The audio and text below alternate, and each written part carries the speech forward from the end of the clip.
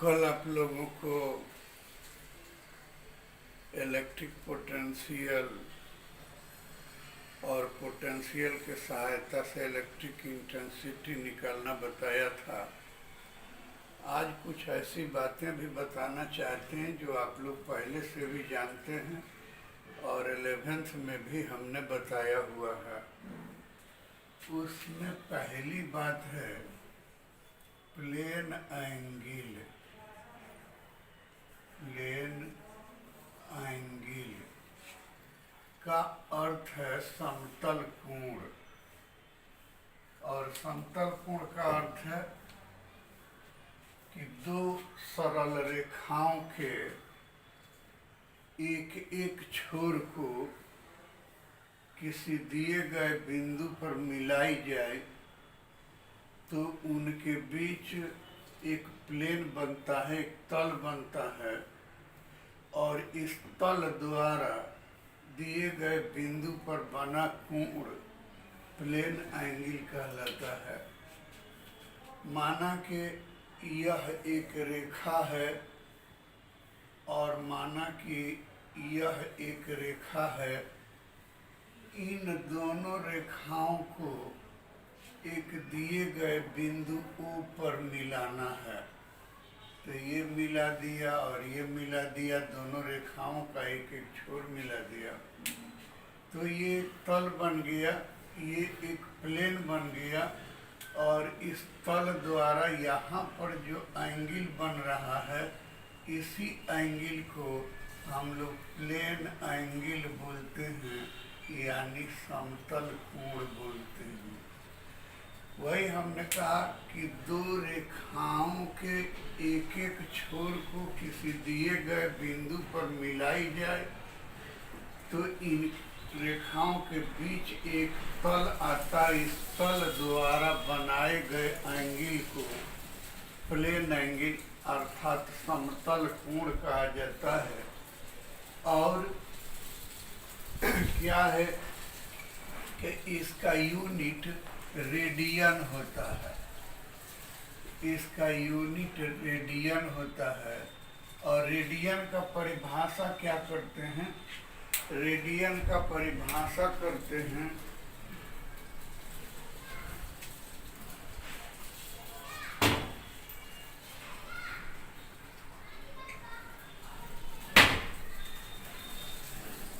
Radian का परिभाषा हम लोग करते हैं कि किसी सर्किल की त्रिज्या के बराबर चाप से उस सर्किल के केंद्र पर बने कोण को एक रेडियन का कोण माना जाता है।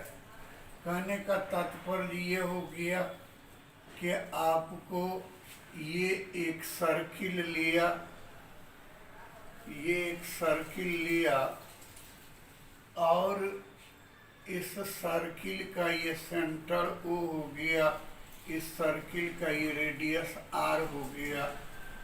अब क्या है कि ये R रेडियस का ये प्रकाल से R को नाप लिया और यहाँ से R रेडियस का ये काट लिया और काट लिया ये चाप, तो चाप भी हो गया R के बराबर। अब इसको मिला रहे हैं तो यहाँ पर जो एंगल बना, इसी एंगल को हम लोग एक रेडियन एंगल बोलते हैं। वही आप लोगों को कहा कि किसी सर्किल की त्रिज्या के बराबर चाप से सर्किल के केंद्र पर बनाया गया कोण एक रेडियन कहलाता है। फिर आता है सॉलिड एंगल। सॉलिड एंगल को कहते हैं ठोस कोण। ठोस कोण को कहते हैं कि किसी सरफेस के बाउंड्री, किसी सरफेस के बाउंड्री पर स्थित प्रत्येक बिंदु को किसी दिए गए बिंदु से मिलाई जाए तो एक शंकुकार ढांचा बनता है और इस बिंदु पर बना कोण सॉलिड एंगल कहलाता है, ठोस कोण कहलाता है। अब क्या है कि मान लेते हैं, अब कुछ तो यहाँ है नहीं, यही है, मान लेते हैं कि कोई तल है अपने पास, ये एक तल है, ऐसा मान लिया कि ये एक क्षेत्रफल है, ये एक क्षेत्रफल है। इस क्षेत्रफल को एक बर्तन, एक कपड़े में रख कर और इसको ऐसे उठावें तो क्या है कि आपको एक शंकु बनता है। ऐसे एक शंकु बनता है और इस शंकु के यहाँ पर जो एंगल बन रहा है, इसी एंगल को हम लोग ठोस कोण बोलते हैं, इसी एंगल को हम लोग सॉलिड एंगल बोलते हैं। तो वही हमने कहा कि ये आपको एक सरफेस है, एक तल है, और इस तल के प्रत्येक बिंदु को किसी दिए गए बिंदु पर मिला दें। इस पर जितना भी बिंदु है बाउंड्री पर, उस सारे बिंदुओं को इस पर मिला दें तो इसी को हम लोग कहेंगे, इस एंगल को कहेंगे हम लोग सॉलिड एंगल। इसी को हम लोग सॉलिड एंगल बोलेंगे, यानी ठोस कोण बोलेंगे। और ठोस कोण का कुल मान 4 पाई के बराबर होता है। ठोस कोण का कुल मान 4 पाई के बराबर होता है। आप कहेंगे कि ये 4 पाई के बराबर कैसे होता है? तो हमने माना कि ये एक गोला है। आप लोग जानते हैं कि गोला को हम लोग ऐसे बनाते हैं, ये एक गोला है, ऐसा हमने माना कि ये एक गोला है। और इस गोला का रेडियस हमने मान लिया कि इस गोला का रेडियस r है, और इसका इस गोला का यानी फुटबॉल के तरह का एक गोला लिया, और इस गोला का ये एरिया हमने मान लिया कि d अल्फा है।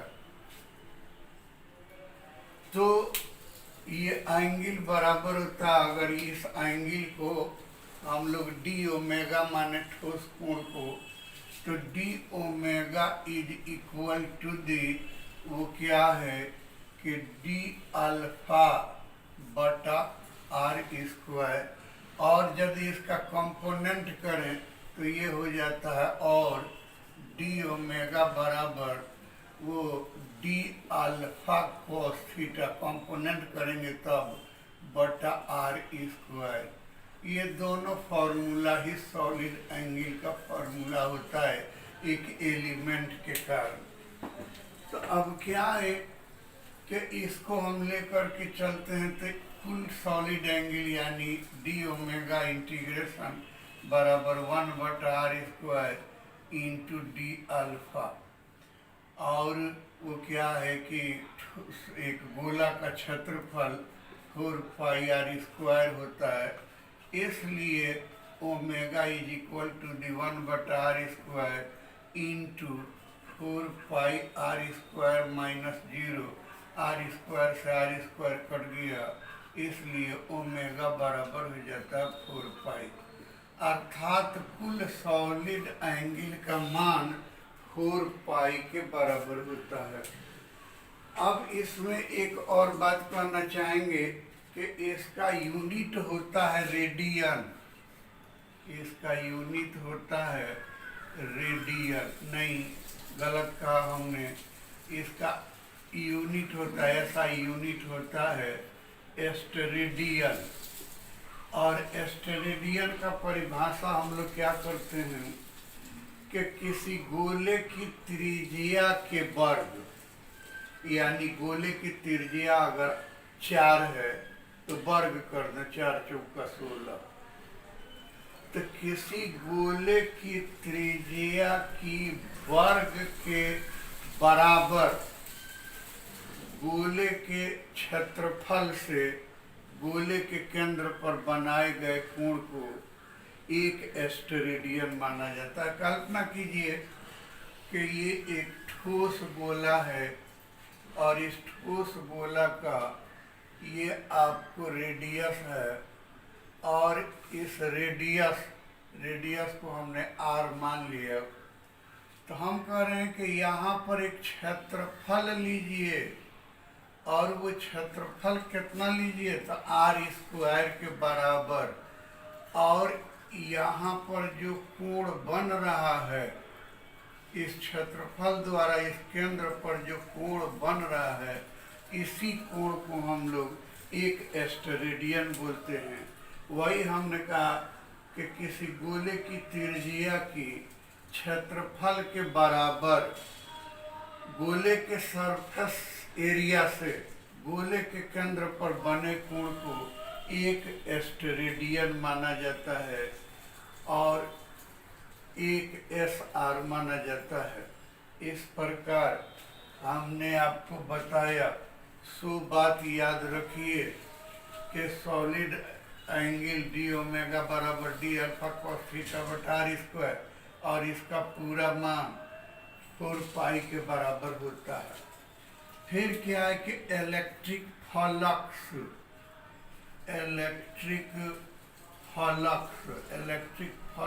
का अर्थ हो गया विद्युत फ्लक्स। विद्युत क्षेत्र में किसी काल्पनिक पृष्ठ से किसी इमेजिन वर्चुअल सरफेस से संबद्ध इलेक्ट्रिक फ्लक्स उससे गुजरने वाले चुंबकीय बल रेखाओं की संख्या से मापा जाता है। विद्युतीय बल रेखाओं की संख्या से मापा जाता है। फिर एक बात कि कोई इलेक्ट्रिक फील्ड है, ये मान लेते हैं कि एक इलेक्ट्रिक फील्ड है जिसकी तीव्रता E है और इसी में एक काल्पनिक सरफेस लिया, तो इस सरफेस से जो भी चुंबकीय विद्युतीय बल रेखाएं गुजर रहे हैं इसी विद्युतीय बल रेखाओं को इलेक्ट्रिक फ्लक्स कहा जाता है। वही हमने कहा कि किसी इलेक्ट्रिक फील्ड में काल्पनिक सरफेस से संबद्ध इलेक्ट्रिक फ्लक्स की माप उस पृष्ठ से गुजरने वाले विद्युत बल रेखाओं की संख्या से होता है। यदि इस सरफेस का एरिया d अल्फा और क्या है कि ये विद्युत तीव्रता E हो तो और इसे इसका इलेक्ट्रिक फ्लक्स फाई हो तो फाई बराबर होता है E डॉट d अल्फा। इसी को आप लोग ऐसे भी लिख सकते हैं A डॉट B बराबर AB cos थीटा। तो अच्छा d अल्फा हटाइए, डायरेक्ट अल्फा कर दीजिए, ये डायरेक्ट अल्फा कर दिया E इंटू अल्फा और A और B माने तो A डॉट B बराबर AB cos थीटा, तो E अल्फा cos थीटा भी लिख सकते हैं इसको।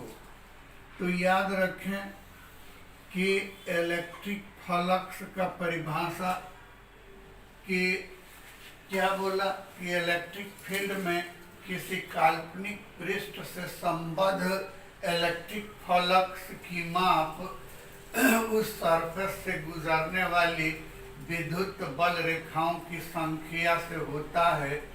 यदि विद्युत क्षेत्र E में अल्फा क्षेत्रफल वाले पृष्ठ की कल्पना किया जाए और इस पृष्ठ से संबद्ध इलेक्ट्रिक फ्लक्स फाई हो तो फाई बराबर E dot alpha is equal to E alpha cos theta. इसका डायमेंशन निकालिए, तो ये फाई का डायमेंशन निकालिए, तो इम्प्लाई दैट फाई बराबर ई का मतलब हो गया एफ बटा क्यू, तो एफ अल्फा बटा Q is equal to M L T पर पावर माइनस दो, फोर्स का एरिया का एल पर पावर दो, अल्फा का A T is equal to M तो रह गया, एल और एल गुना होके एल पर पावर 3 हो गया, और टी नीचे से ऊपर जाएगा तो टी पर पावर -3 और ए पर पावर -1। ये आपको इलेक्ट्रिक फ्लक्स का डायमेंशन हो गया, एम एल पर पावर 3, टी पर पावर -3, ए पर पावर -1। इसका यूनिट निकालना हो तो बल का न्यूटन, एरिया का मीटर स्क्वायर और आवेश का कूलम्ब बराबर न्यूटन मीटर बटा कूलम्ब इंटू मीटर बराबर जूल बटा कूलम्ब इंटू मीटर।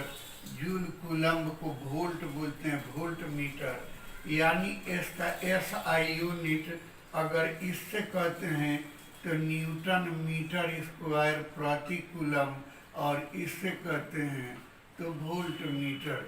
ये इलेक्ट्रिक फ्लक्स का मात्रक हो गया।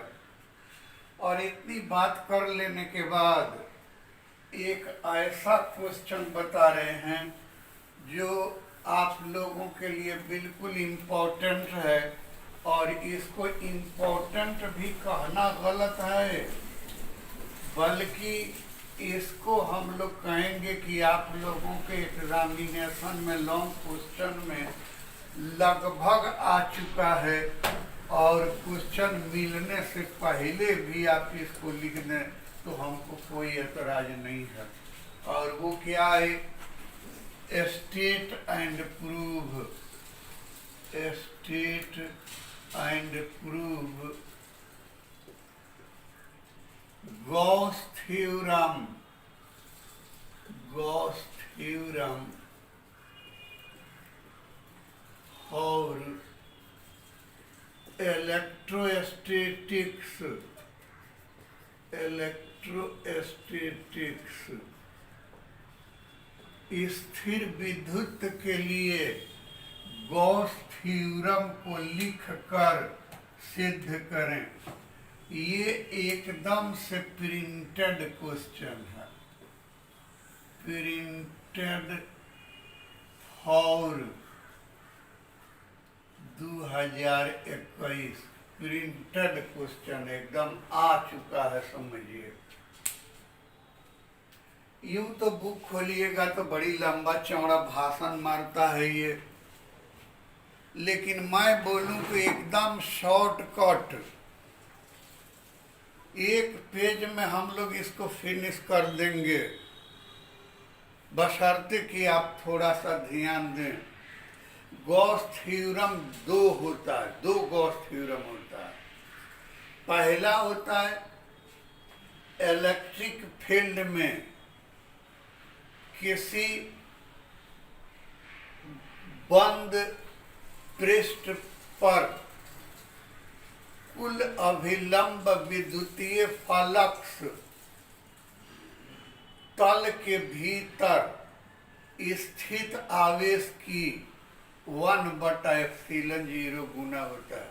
विद्युत क्षेत्र में किसी तल से गुजरने वाला कुल अभिलंब विद्युत फ्लक्स तल के भीतर स्थित आवेश की 1/ε0 गुना होता है, जहाँ ε0 फ्री स्पेस की विद्युतशीलता है, परमिटिविटी है।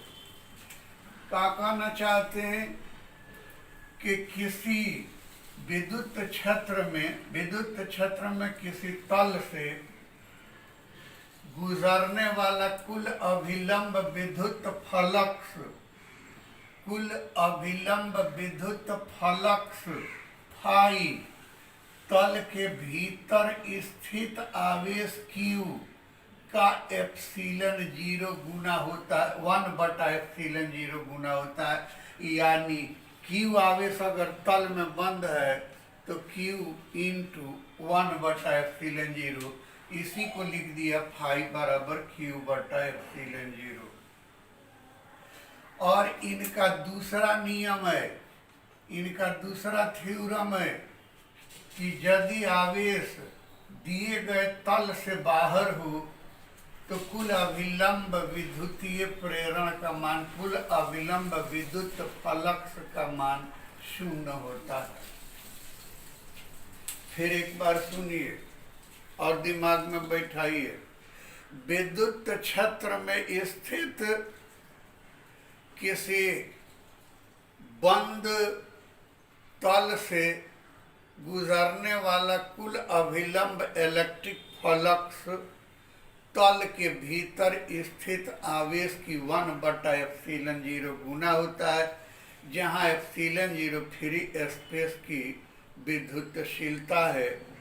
यदि किसी तल से गुजरने वाला कुल अभिलंब विद्युतीय फ्लक्स फाई तल के भीतर स्थित आवेश Q हो तो इस साध्य के अनुसार फाई बराबर Q/एप्सिलन जीरो। यदि आवेश तल के बाहर दिया गया हो तो इस तल पर कुल अभिलंब इलेक्ट्रिक फ्लक्स का मान 0 होता है। यही ये गॉस का थ्योरम है। प्रूफ एकदम छोटा सा प्रूफ करेंगे हम लोग बेटा। प्रूफ मान लेते हैं हाथ बढ़ा के एक ठो ऐसा स्ट्रक्चर खींच दिया और मान लिया कि ये तल है RST, और मान लिया कि इस तल के भीतर कोई बिंदु है O, और इस बिंदु पर स्थित है +Q आवेश। तो हमको साबित करना है कि Q/एप्सिलन जीरो बराबर होगा फाई। है अब इस सरफेस को छोटे छोटे एरिया में बांटा, छोटे छोटे क्षेत्रफल में बांटा। माना कि इन्हीं में से एक एरिया ये है, इन्हीं में से R दूरी पर एक बिंदु P है तथा ये एरिया हमने माना कि AA' है और इस एरिया का मान d अल्फा है, ऐसा मान लिया।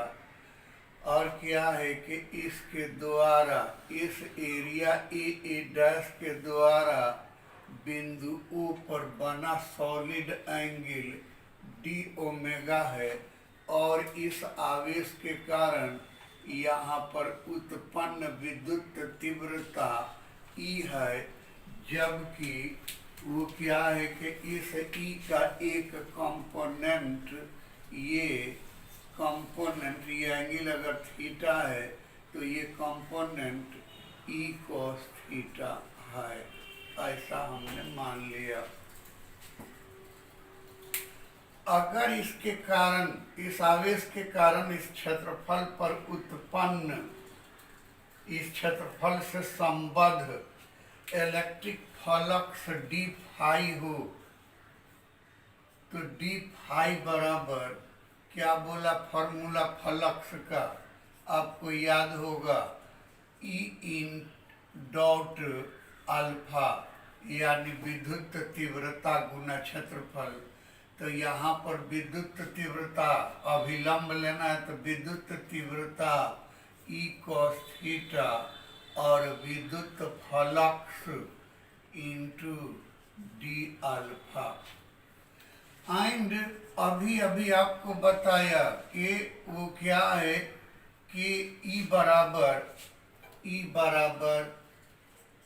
1/4 pi epsilon zero into Q/R square imply that d phi बराबर E के बदला में 1/4 पाई छोड़िए Q/4 four pi epsilon zero into वो क्या है कि डी अल्फा कोस थीटा अब बटा हाई वाला आर स्क्वायर ले लेते हैं। और अभी अभी हमने आपको बताया कि डी अल्फा कोस थीटा बटा r square is equal to the d omega, imply that d phi is equal to the q by 4 pi epsilon 0 into d omega. और डी ओमेगा के विषय में आपको अब टोटल फ्लक्स निकालने तो integration d phi is equal to Q बटा 4 pi epsilon 0 into integration d omega, imply that phi is equal to d Q by 4 pi epsilon 0 into omega. और अभी अभी आप लोगों को बताया था कि ओमेगा बराबर होता है 4 पाई एंड ओमेगा बराबर 4 pi imply that phi is equal to the Q बटा 4 पाई एप्सिलॉन 0 इंटू ओमेगा के बदला में 4 पाई से 4 पाई कैंसिल हो गया, फाई बराबर क्यू बटा एप्सिलॉन 0 प्रूव्ड।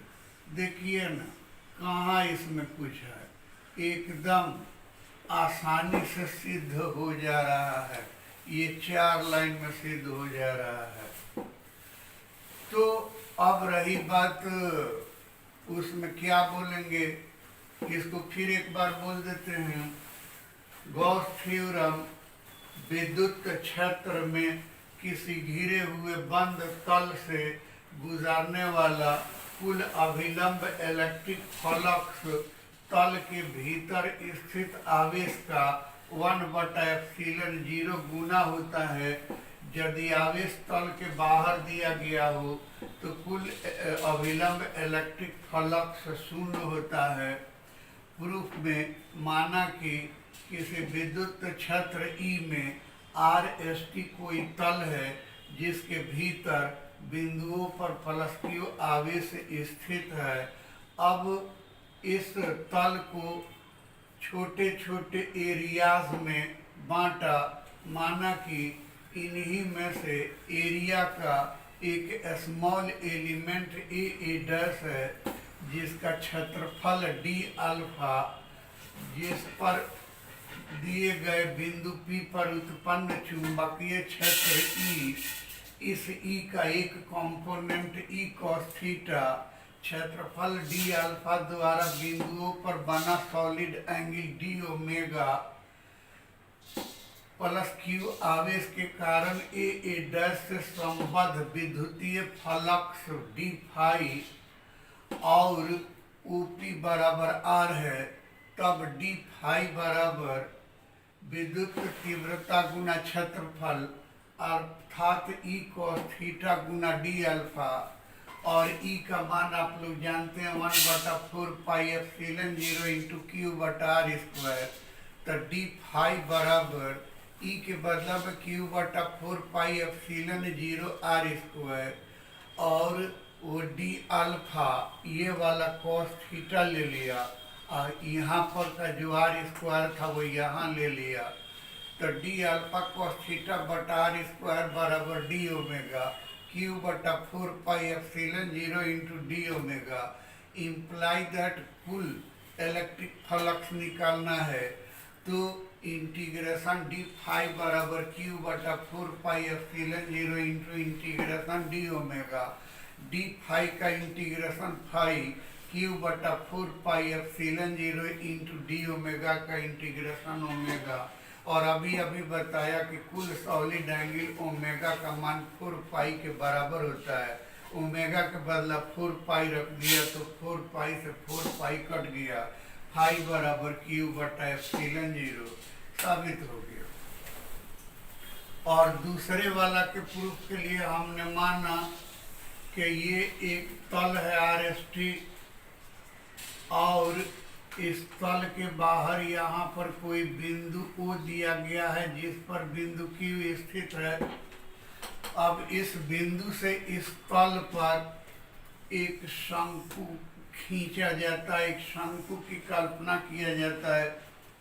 यहाँ पर एक एरिया कट गया और एरिया कट गया तो इसका एरिया d∝1 मान लेते हैं। यहाँ से चलने वाला विद्युत फ्लक्स ऐसे होगा, अर्थात घुसने की अवस्था में होगा। और हमने आपको कहा था कि ऋण आवेश में यह बल रेखा घुसता हुआ प्रतीत होता है, यानी ये निगेटिव फ्लक्स है। और निगेटिव फ्लक्स है तो क्या हो जाएगा कि d∅1 अगर यहाँ का मान लेते हैं तो d∅1 बराबर माइनस Q d ओमेगा बटा 4 पाई एप्सिलॉन 0 हो जाएगा। यानी यहाँ electric flux minus Q d omega बटा 4 पाई एप्सिलॉन 0 होगा। यहाँ पर भी एक एरिया कट गया और इस एरिया पर इलेक्ट्रिक फ्लक्स निकलती हुई अवस्था में है। और आपको कहा था कि पॉजिटिव चार्ज से यह बल रेखाएं निकलते हुए प्रतीत होते हैं, अर्थात ये पॉजिटिव फ्लक्स है। तो d∅2 बराबर प्लस Q d ओमेगा बटा 4 पाई एप्सिलॉन 0। तो कुल फ्लक्स d∅ बराबर d∅1 प्लस d∅2। d∅ का एक माने फाई बराबर d∅1 plus d∅2 imply that phi is equal to the minus Q बटा 4 पाई एप्सिलॉन 0। ये आपको Q d ओमेगा बटा 4 pi epsilon 0 plus Q d omega बटा 4 पाई एप्सिलॉन 0, ये दोनों आपस में बराबर और दिशा में विपरीत हैं, कट जाएंगे तो फाई बराबर 0। एक प्रूफ आपको यहाँ आ गया और दूसरा प्रूफ वहाँ आ गया। इस तरह से ये बहुत ही आसान है।